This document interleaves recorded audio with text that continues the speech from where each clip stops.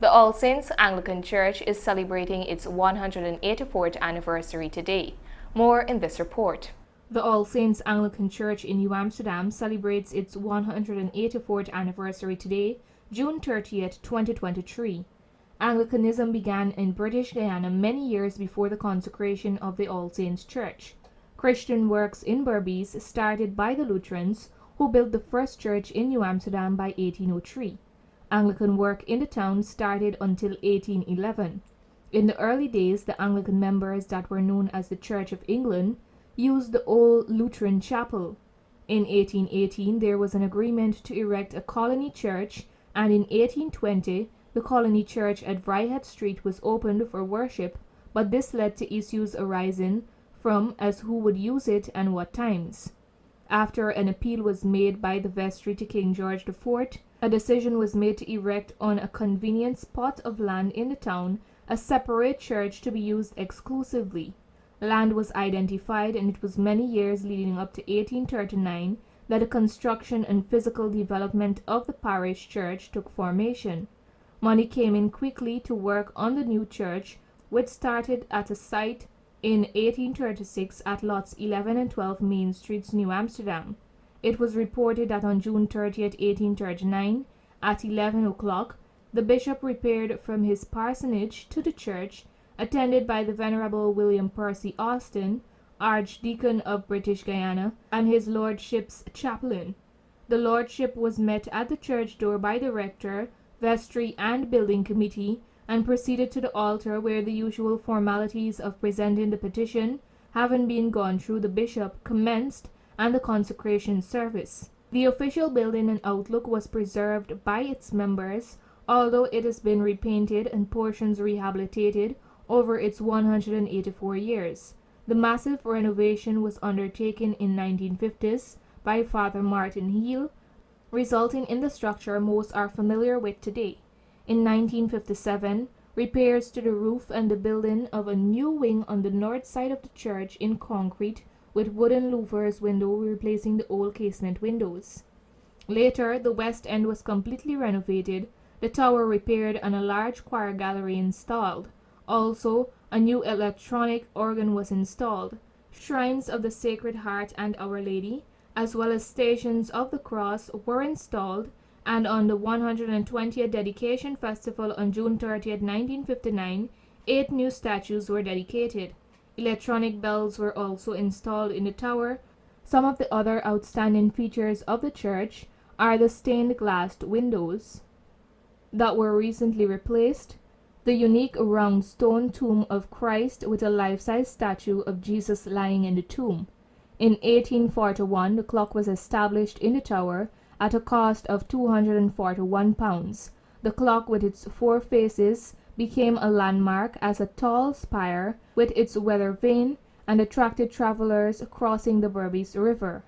All Saints has seen numerous priests serving. Among the many are Fathers Derek Goodrich, A.L. Luker, who wrote the words of the national anthem, Kenneth Livesey, Sidney Thomas, George Spencer, Randolph Reynolds, Corey Honeygan, Garfield Devlier, Andrew Hoyt, John Rodriguez, Raymond Cummings, and presently Father Ezra Minty. The All Saints Anglican Church has been a worshiping site for thousands of Anglicans over the 184 years. To mark this milestone, a service was held last Sunday at the church. The service commenced with a procession of the congregation from Trinity Street into the building.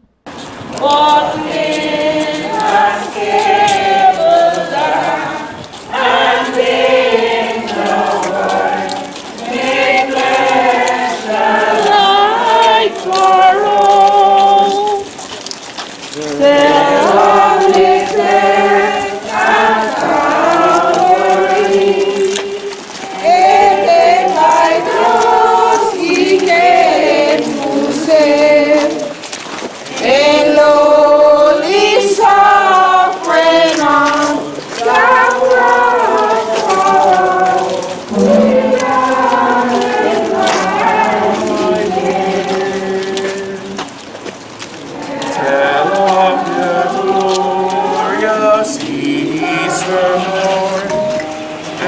empty the tomb, for he was free. He broke the power of death, and held that we might share his victory. The Holy Gospel and Sermon were delivered by Deacon Raymond Cummings, Jr. And All Saints celebrating 184 years today is pretty much a testament that from 184 years ago, continuously, this church and its many priests and its congregation has been doing what it was that God had called them to do. If it was another way, or if it was that All Saints congregation from the inception of 184 throughout the ages has not been doing that which God has called them to do, then God would have put an end to us. It is for us to charge ourselves because we have completed 184 years. And we are now headed fully into 185. Let this be probably a turning point in the lives of many of us who have not been answering the call of God, who have not yet heard the voice of God. Those of us who think God has not spoken to us. Those of us who believe that we cannot see the goodness of God in our lives even when times of trials and challenges come upon us. So let us, in this 184th year, let us continue, or let us start anew, because it is we ourselves who know ourselves. Individually we know that which we are lacking. Individually we know where we are coming short. Let us use God as our example, our only example. Let us fear Him alone, because we are told those who find their life will lose it, but those who lose their life for my sake will find it. Today, the building still remains as it was, but rehabilitation is currently being done on the church's roof and tower that has gotten deplorable over the years. The parishioners of the church welcome donations to aid in the maintenance of one of Berbice's oldest landmarks. This huge wooden majestic building, the All Saints Anglican Church, is referred to as the Cathedral of Berbice. Narima Ali, Channel 8 News.